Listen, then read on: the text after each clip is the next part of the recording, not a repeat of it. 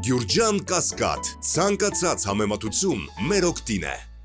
Դուք որ ասում եք վկան չէր ներկայացել, հետևաբար այդ ձայնագրություններ պետք է ապացույցների շարքից հանվել։ Ինչու կարող է օբյեկտիվորեն, հիմա այս դեպքում կարող է օբյեկտիվորեն չի եղել նրա օբյեկտիվ բայց չէ իրավիճակներ, երբ վկան օբյեկտիվորեն չի կարող ներկանալ, բայց նրա վկան օբյեկտիվորեն չի կարող ապացույցը վկան օբյեկտիվորեն չի կարող ներկանալ դատարան երկու պայմաններում, կամ պետք է մահացած լինի, կամ պետք է Հայաստանի Հանրապետությունում չլինի եւ հետախուզման մեջ լինի, կամ պետք է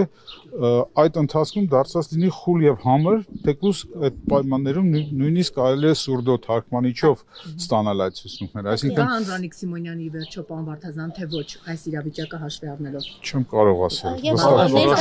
վկայի համար պարտավորություն է եւ ոչ թե իրավունք, այս հանգամանքը վկայի համար դա պարտավորություն է կարող եմ բերման ենթարկել չեմ կարող է ով ինչ ջանք պիտի գործադրել տվյալ իրավիճակում, նաեւ չմոռանանք, որ ով է Անդրանիկ Սիմոնյանը, այսինքն այնպես չի, որ ինքը չկա, ինքը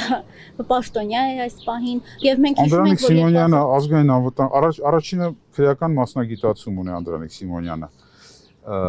Երկրորդը աշխատել է եւ դատախազությունում եւ դատարանում դատավորի օգնական, հետո դատավոր է աշխատել, հիմա էլ աշխատում է ԱԱԾ տնօրենի տեղակալ գեներալների ուսադիրներով։ Այսինքն չհասկանալ, որ իր գալը հղի է նման հետևանքներով, դա ուղղակի հնարավոր չէր։ Անդրանիկ Սիմոնյանը իր այդ դատարան չներկայանալու քայլով գրեթե անելանելի վիճակի մեջ դրեց դատարանը, նախագահ դատավորի։ Կարծում եք ինչ պատասխանատվություն է սահմանվում չներկայանալը։ Ցուցմունք տալուց ըստեյության հրաժարվում է, չէ՞, ստացվում է, բայց հաշվով դա չկա պատասխանատվություն։ Ոչ, չեմ հիշում, ինձ թվում է կա պատասխանատվություն։ Վկան ԱԱՏ տնօրենի տեղակալ է ոչ։ Իսկ բերման ենթարկելու։ Միգուցե վային հարցազրույց տա։ Կայացվել է բերման ենթարկելու որոշում նրան։ Չի կայացվել։ Ինչու չի կայացվել։ Նախագահ միջնորդել է այո։ Պարոն Վարդազան, երբ որ պարոն Դոլմազյանը դատաքննության վերսկսման մասին հայտարարեց, դուք զարմացաք, ձեզ համար էր անսպասելի այս իրավիճակը։ Այո, միանշանակ զարմանալի էր, անսպասելի էր եւ զարմանալի էր եւ ժողովուրդ մի բանի վրա եք ուշադրություն դարձնում, դա վկայի մասին, բայց նախագահ դատավորը նշեց, որ նոր ապացույց ձեռք բերելու անհրաժեշտություն կա։ Դա այդ ձայնագրությունը պետք է ուսումնասիրեն նորից։ Ես դատաքննության ամբողջ փուլում ես ասում եմ, որ չկա գործում ապացույց, գոնե մեկ ապացույց, որ դա իմ ձայնն է, չկա փորձագետի եզրակացություն, որ ձայնագրությունը մոնտաժված չէ, չկա փորձագետի եզրակացություն, որ այդ ձայնագրությունը չի գեներացվել արհեստական բանականության միջոցով։ Երեք կարծեմ Արաքսներ Մամուլյան չէ, ես ձեզ հարցազրույց տվեցի եւ ասեցի եւ երեք դատական նիստի ժամանակ ասեցի, որ երեք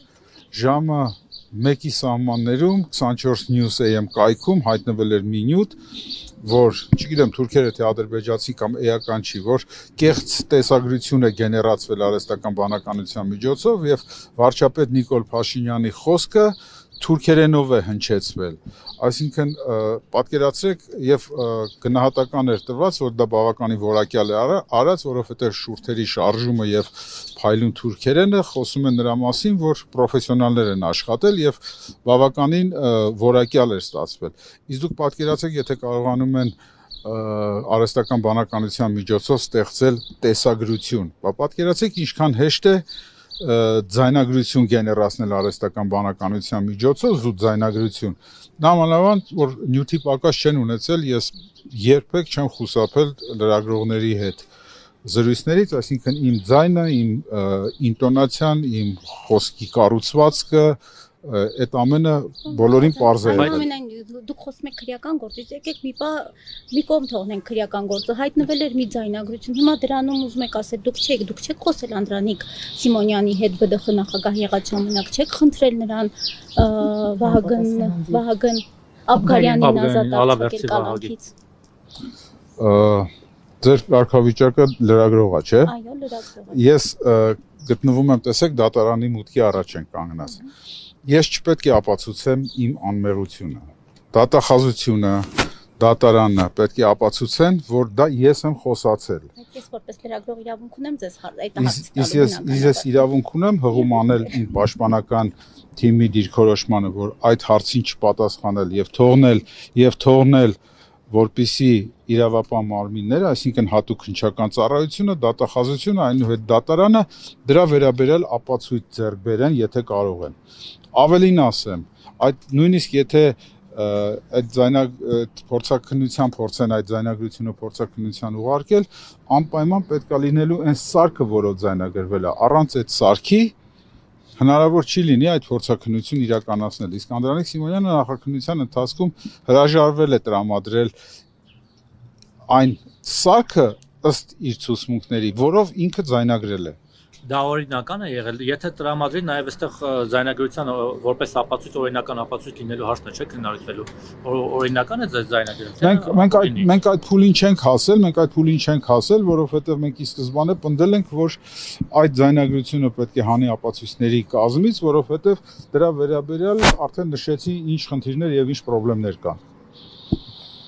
Փաստաբանական թիմի հետ խորհրդակցենք եւ կտեսնենք, եթե ապացուցի, որ դա այդ ձայնագրությունը իրական է եւ այդ ձայնագրության մեջ խոսացել ենք ես եւ Անդրանիկ Սիմոնյանը, ապա